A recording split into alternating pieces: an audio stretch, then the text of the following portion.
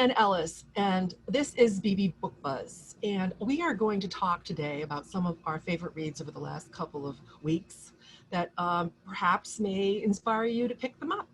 I am a retired librarian. I used to work at the Beebe, and with me today is Jackie, who is from she's from our administration. She's our assistant director, and also Beth and Bridget, who are reference librarians at the Beebe. So we're going to begin by having Bridget talk about a book that she'd like to share with you. All right. So I'm going to talk about The Only Good Indians by Stephen Graham Jones, which is a recent horror release. And I think when you have a title sort of as provocative as The Only Good Indians, you should acknowledge that the author is himself a Native American author. The book is about 4 friends who are all, they're Blackfoot Indian. They're from Blackfoot, and so they do something which we come to learn that is a transgressive event. They have done something wrong, and this sort of bad action that they've taken is haunting them into their adulthood. So they did this as very young men. They were basically teenagers, just post high school, and they have done this bad thing. And I'm just going to be vague because it is sort of a mystery when you find out in the book. So it is sort of a mystery that they have this event that they have done, and this is haunting them. Now we sort of pick up the action. We find out that they did something. Then we go far into the future and we kind of pick up the action about 10 years later, or we check in with these people. And at that time, this haunting event, which has shaped their lives, but is about to come back in a very strong way, which is that something is finding vengeance against them for what they have done. It's kind of a slow burn book. So you follow it's very character based in the beginning. You're sort of following one character for a very long time. It's interesting. And to my mind, as a person who does read horror, I was like, this is kind of horror light. Like this is like spooky, but not necessarily graphic or violent. That changes about halfway through the book, and it gets very violent in an intense way, I would say. It's very well done. I don't think it's not like graphic or over the top. It's very well done, and it feels appropriate kind of for the kind of story that we're telling. And you continue following this vengeance, this quest for vengeance. And one of the things that I found most interesting is there's a moment when you realize who is the point of view of this story, which is you sort of, for most of the book, feel it's an omniscient or a third party narrator. And it is, but it isn't, which is something that you discover later. And I really enjoyed that moment. And when you figure out what story you've actually been hearing through this book, it actually does offer like the possibility of redemption or hope in the end, even though it is quite a violent book, I would say. And it's a vengeance story. It's like hard to explain because it's very modern. It's set in the present day. It's not in the past, though it's dealing with like deep old concepts, but it is set in the modern day. It's a slow burn horror, as I said, but it does get graphic, not in a way that I felt was wrong, but it isn't. If you aren't into horror, you probably wouldn't want to read it. So it does get pretty graphic. And I just think it's such an interesting perspective. And I really liked the writing as well. I think it has a beautiful, I think Graham Jones has a beautiful style that is different. And this actually comes from a friend of mine who is Native American, who said that the way he writes reminds her of her grandfather and the way he talks. And I thought that was very interesting because it wasn't something that I would I enjoyed the writing style quite a bit, but I wouldn't necessarily have intimately connected it to the way to native language use itself necessarily, because it didn't read that way for me. But that's what she said, and I thought that was very interesting. So that and that's and endorsement from her as well, that she enjoyed all of his books. So that's The Only Good Indians by Stephen Graham Jones. Just really quickly, Bridget, the way you described it, I definitely understand that it's horror, and knowing his milieu, that's what he usually writes anyway. But it's like, do you think that it would appeal to people who like a good thriller, a revenge thriller? I think yes, yeah.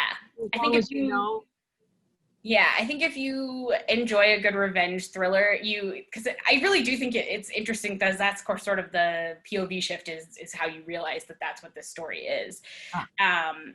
Yes, if you enjoyed that, and if you're okay with the violence, because I do think it has a sort of a higher level of violence than I might normally recommend to someone who isn't sort of in that milieu already. Yeah, I think because horror too is becoming one of these genres where I think it depends on you, what bothers you. You know, because there's so many different ways it's going. And I mean, I know that you and I, Bridget, have both read The Return by Harrison. I think it's Captain Harrison. And not to go into that in great detail here, it's well worth it, especially if you want a relationship, sort of we chicks get together and talk. It's driven by the dialogue, but there's this other thing going on that absolutely is harrowing, to use one of our coworker Karen's favorite words. Seriously, harrowing. And it isn't until you get into almost 3/4 of the book that you're like, oh my goodness. And then you say, all right, this is horror. But it takes you to that pace. And the tone is there from the beginning. Yeah, I thought, I since I did also read that, I made a joke to a friend that the real horror of The Return is eventually you grow out of your college friendships. Like, the real horror is that you change as a person and you grow. Yeah. Agreed. So anyway, but I mean, that's another one. It's like there's just been so many different spikes in horror over the last couple of years that go in so many different, arcs, that it's sometimes hard. You actually have to talk a little bit about each book, I think, with people if you're talking to them about horror. Well, movies have really gone. There's been a lot more of movies in that kind of, not like the what I think of as horror is, like Nightmare on Elm Street, Right. But like the psychological kind of horror that is. I tried to become watch really that popular. new one. Did you watch it, Bridget? The one with Elizabeth Banks? No. Couldn't do it.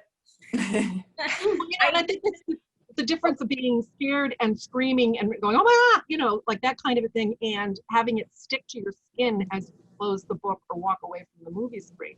Those are different, different feelings. Going for. Yeah. There was I did see a review of The Only Good Indians that called Stephen Graham Jones the Jordan Peele of literature, which I think is an apt, whereas he's using, and because particularly in this, where it's like he's using sort of transgressive tropes that are utilized against Native Americans to make the horror, like the horror is rooted in sort of the white supremacy, which in the same way like Get Out is. So I was like, that's a very apt idea. Right. And for that subset of humanity, that's a horror that is ongoing, and then being used to demonstrate the theme. So very good, great, thank you. So Beth, what have you got for us? So I have a psychological fiction in the vein of Gone Girl by Gillian Flynn. It's Without a Trace by Mary Torgerson.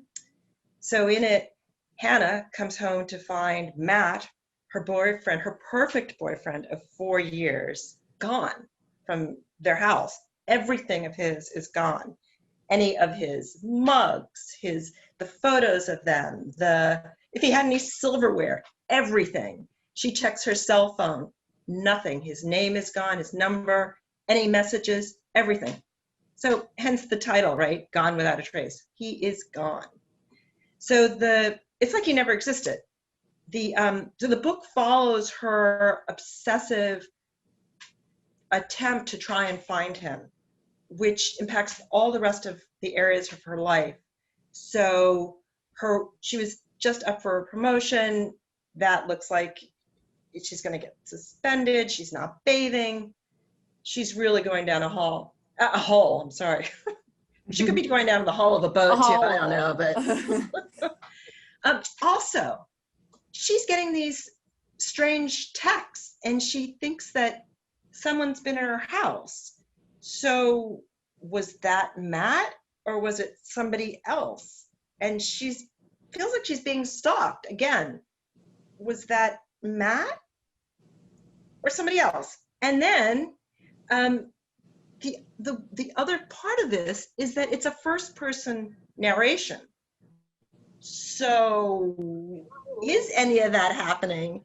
Or is it all her imagination? Yeah, I thought this would be great for you, Leanne. So is that really happening, or is it all in her head? So Torsten weaves all that, and she ties in a number of threads, like her Hannah's best friend, Katie, and her boyfriend, and she sticks in a few red herrings. There are twists and turns and big surprises at the end. It's the end, the big surprises at the end. So like Bridget's, this is a slow burn. It builds in intensity. Kept me going all the way through because I was going, what in the world is going? Sorry, I don't want to shake this. What in the world is going on here? The characters, they're all believable. The Hannah, Torgerson goes into her in great depth. I believe her motivations. I believe her interactions. The secondary characters, they're all told through Hannah's point of view. But I still felt like they were believable. And the reason why I'm emphasizing the believable is because a lot of people did not find them believable. They didn't like the ending. I found it all very believable, and I thought the ending was perfect.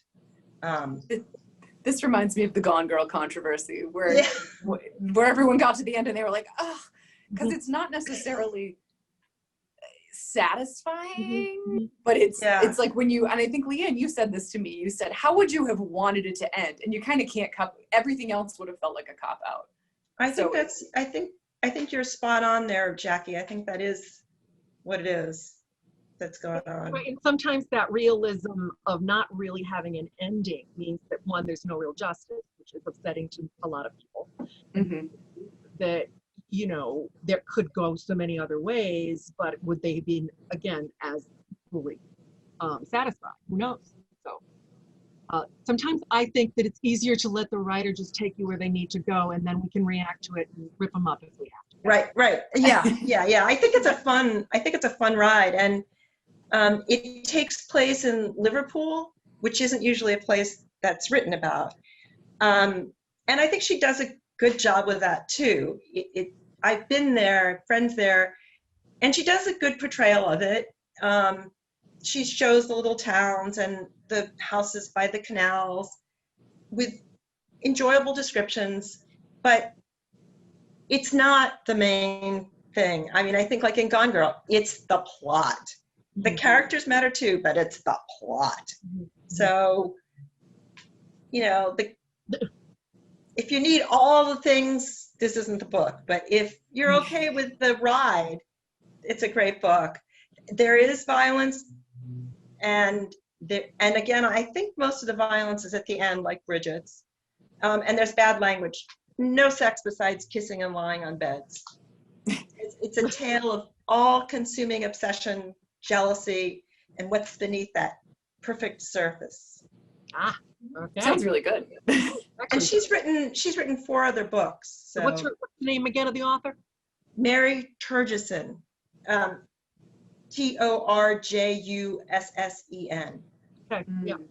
A mutual friend of ours, Jan, I think, has read her and has told me to read her. So this is another good. Put on my ever-growing list. Thanks, Beth. Jackie, I know you read something that I did too. So I know we're gonna get into it. So I wanted to talk about The House of Trelawney, which is by Hannah Rothschild, who you might remember from The Improbability of Love, which came out I think in 2015, maybe. Sounds about right. Sounds about right. Love that. And this is very different, but it's basically effectively about a house. The House of Trelawney is both an actual house in the vein of Downton Abbey, but bigger. And it's this it's owned by this family, the Trelawneys, who are, they're earls. So they're in their 5th, 7th, 26th generation of earl. And so the current earl and countess, yes, are still alive. They're quite elderly, but they live in one part of the house, and then the son who anticipates inheriting, the oldest son, Kiddo, and his wife Jane, and their 3 children also live in the house. The description of the house, I think, is just priceless, because it opens with this description, and it's something like there's 4 miles of hallways, there's 400 bathrooms, like it's just completely ludicrous. And That sounds like our quarterback's Brady's house. yeah, beyond, like just beyond, there's 552 fireplaces type thing. But the house now is falling, it's derelict. The last several generations of earls have not really done a great job with the money, and it's really fallen into disrepair. And the descriptions of the disrepair, I think, are just priceless. They're talking about, like, bats living in things, and like the ceiling will just fall on you at certain points, and like it's just it's great. But so basically the whole story, you find out about this family and their lives and their relationships, but it's really, the main crux of it is like saving this house, trying to keep this house running. They have an oil bill for the heating that is 88,000 pounds overdue. Like, they're in the red. Like, so whatever, $150,000 to like fill their oil tanks. So they don't have any heat, and the Jane, the wife of the son who will inherit, is really trying to hold it together, because Kiddo, her husband, the future Earl, he's got this job in London, but it's kind of a fake job that he doesn't really know what he's doing. He's like the chair of a bank. And I should mention this is all set with the backdrop of the 2008 financial crisis. So the book starts like in June of that year and goes, I think it's like a year and a half. And so the financial crisis is also part of what drives the plot. So I thought this book was a lot about the characters and the houses. This is one of those stories where the house is very much a character, very, very much, like possibly the biggest character. Absolutely. Yeah, in many ways. And I really enjoyed it. From the point of view of the house, like the improbability of love is told from that point of view of the painting. When I read, so yes, in the probability of love, improbability of love, her first book, there are paintings that this painting has its own story, and it tells it to you intermittently. No, the house doesn't do that so much as just fall apart in front of your eyes. So I enjoyed it. I had a couple issues with some things, but what did you think, Leanne? Well, I absolutely was enthralled with it. It's risen to the top of my list of best books of the year for me, because it just hits all of my boxes with the character, the place, the pace. I think what she does a wonderful job of, this is a satire in many ways, a satire of an old, the patriarchal system of male inheritance, and also just the fact that, what roles do you play in society when you come from this long line of, earls and all the other stuff? How does everything how it relates? I think it's set in Cornwall, but it's the little town and villages around it are all part of their substance. They support each other. There's a symbiotic relationship. So it's a lot about how they're viewed by them and what they've done in the past and what they do now. And it's about so many things, greed, but it's also driven, as you said, by the house. And some of the characters aren't necessarily terribly likable, but you still are sort of like compelled to follow them. And I have to just mention that my favorite character, and I loved the sister, I can't remember her name, and Blaze. I love Jane, right. And I love Jane, who is the sister-in-law, the one who's trying to save everything. The kids are great. The baddie aunt who goes around, picking up, that's part of the house. She goes, look, she'll pick up things out of the house that are natural, like, or mice, or birds nesting, or fungus, so that because she collects this stuff, that's what she does, and she's got a whole reputation, academic reputation based on it. It's hilarious. But there's so many things in this, but my favorite character, who is also someone you'll learn to hate as much as you love, is this very poisonous, deluded old matriarch, Clarissa, who is God. current countess, who acts like nothing has changed, even though sometimes all they're doing is eating takeout. But they need to have the servants bring it in, and there's this. It's hilarious, and she's so mean. She's terrible. Oh, but she's great. But there's a lot of humor in this book, and some of it comes. Oh yeah. But also from some of the repartee between people, and it's about friendship. It's about what is really family. I had a problem with a character that comes in. There's an old friend whose daughter shows up, and I don't want to say too much because so much of the other plot hinges on who she is and why she shows up. And a lot of what happens through her in this book, I had to sort of take the leap with the author. I don't think she did as good a job fleshing that out. No, that was one of the problems you had? That was one of the problems I had. I also occasionally felt like there were things that were uneven, but I was willing to forgive it. Like you'd have a whole big stretch of something that was kind of drawn out, and then she would tie it up in a bow in like a paragraph. Not even tie, but you're like, wait, okay, I guess we're moving on from that. Yes. But it was okay. I mean, there was. And the ending is like that. I was a little disappointed. The ending I thought was a little abrupt. Because there's some things she addresses and other things she doesn't. And you care about all the people and you want to know, like for instance, I just want to say that there's something about the uncle. And I was like, wait a minute, they never whether he does what he says he's going to do. And it's sort of an important, really. Did you say this to me in your email that you think it leaves the door open for a sequel? It could. I mean, it felt a little unfinished to me, and I in a way that I could accept, but yeah. Do you think the sequel could deal with the other points that you thought weren't taken care of? Yeah. Oh yeah, it could. It definitely could. But I also think that she would really have to come up with a really convoluted reason to go back there to make it have a kind of depth and resonance that this book had. Because she spits out another one based on these characters. She's going to have to come up with a lot to make it work for me as well. I mean, it's really an interesting look at wealth.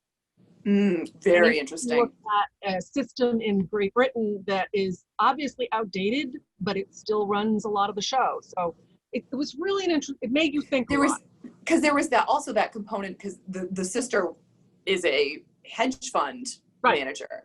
So there's this kind of new money, old money discussion that's kind of constantly happening, and how that whole the 2008 the recession and the financial crisis that happened, then there's the view from the people who effectively created it, and then there's the how the view from how it affected the people on the ground. They had the housekeepers. Oh, this woman who had done some work for them. Right.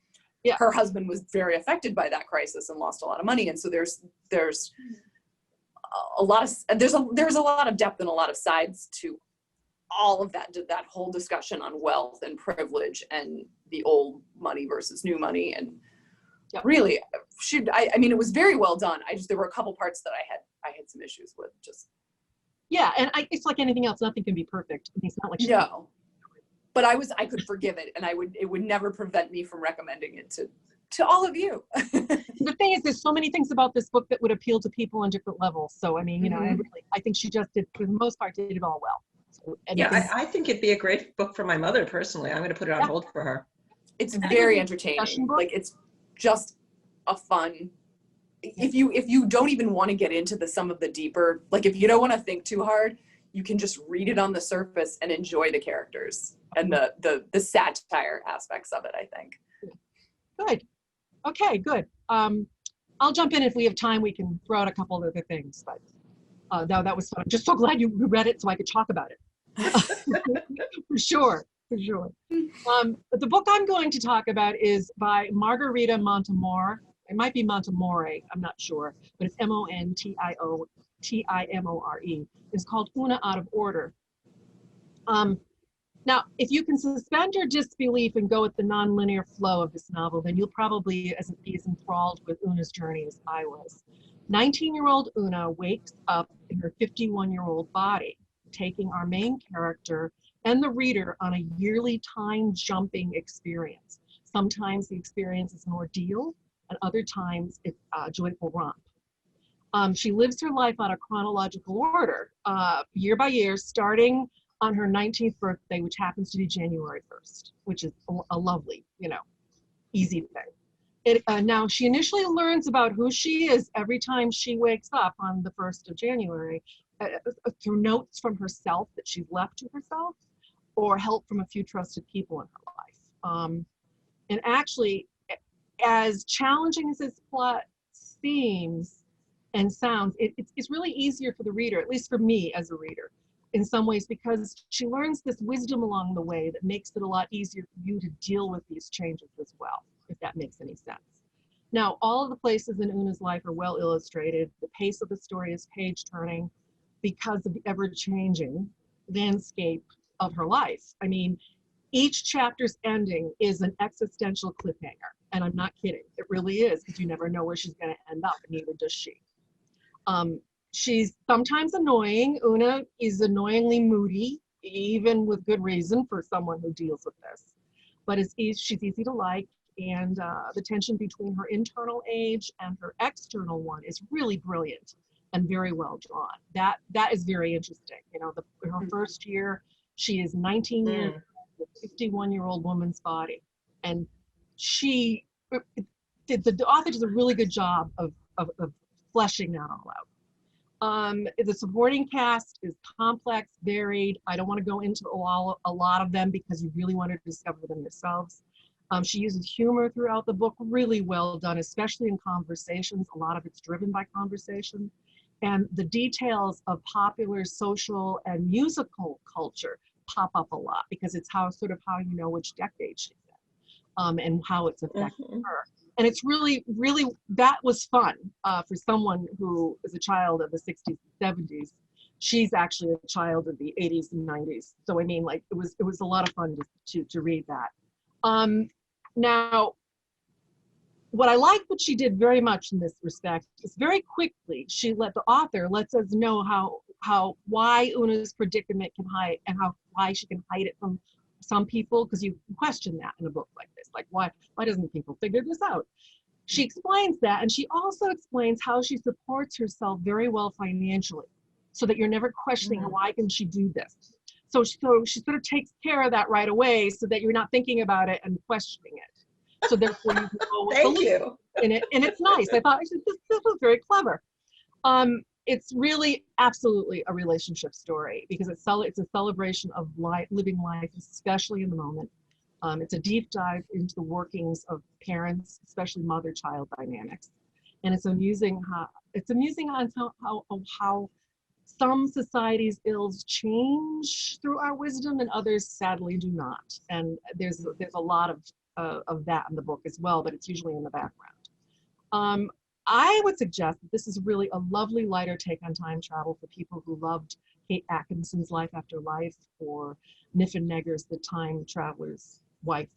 Those fans might like it, but I also think it's a bit more accessible than those were stylistically, and a lot of readers may come to it from a different angle because of that. I also thought that Mike Chen's Here and Now and Then, which was a book from last year, which was a very creative view of time travel, especially about the father-daughter relationship, is a really good read alike for this. And also, what rang true for me is maybe people who like something like Leanne Moriarty's When Alice Forgot, because of the time jumping. It's a different thing, but about the fact that she remembers things about different ages in different ways. So those are all some read-alikes. I think that if you like movies like Quantum Leap or movies like 13 going on 30, this might appeal to you as well. But it's really a really very creative debut by someone who wasn't afraid to do a few things that are sort of risky. she pulls it off, and it's a fresh take on time travel and relationships that I look forward to seeing does next time. So it was a lot of fun, a real lot of fun. So I think we've come to our 30-minute mark. So does anybody want to shout something out before we say goodbye? I was just quickly going to say, Kevin Kwan, Crazy Rich Asians, has a new book out, Sex and Vanity. It's, I would say, not quite as good as that series, that trilogy, but it's just as fun. It's like the plot's not quite as, but it's so much fun. If you loved the lives of the rich and ridiculous, like, oh, that'll do it. That'll do it. The plot is so secondary. A fantasy of a different order when you read that. Yes, totally different. Great, thank you. Did you want to say something else, Beth? Well, I have a very quick, like, another horror shout out that's very different from Only Good Indians, but if you are a zombie person, just released is The Living Dead, which is like the massive, like, giant epic, co-written, was started by George Romero before his death, and it was finished by Daniel Krause, and it just came out, and it's like, what if we told the entire story of what happens in George Romero's, like, Living Dead films from the very beginning to the ending, in one book. So a really massive effort, and I actually just finished it, and I thought it was very good. So if you're a zombie person, I would say zombie people. I know. There definitely are zombie people, so lots of people are. All righty, so I mean, I'll wrap it up by saying that a lot of these books are found on the shelves of the Beebe Library and other libraries in the Noble Consortium. There's many of them in ebook format, audio format. Just reach out to one of the librarians by calling the number you can find on the screen, and or emailing, and they will be very happy to help you find what you would like and make sure it greedy little reader hands. I know I rely on them a great deal. So anyway, thank you very much. And for the next BB Buzz. And thank you, Leanne, for guest hosting. We were happy to have you back. My pleasure.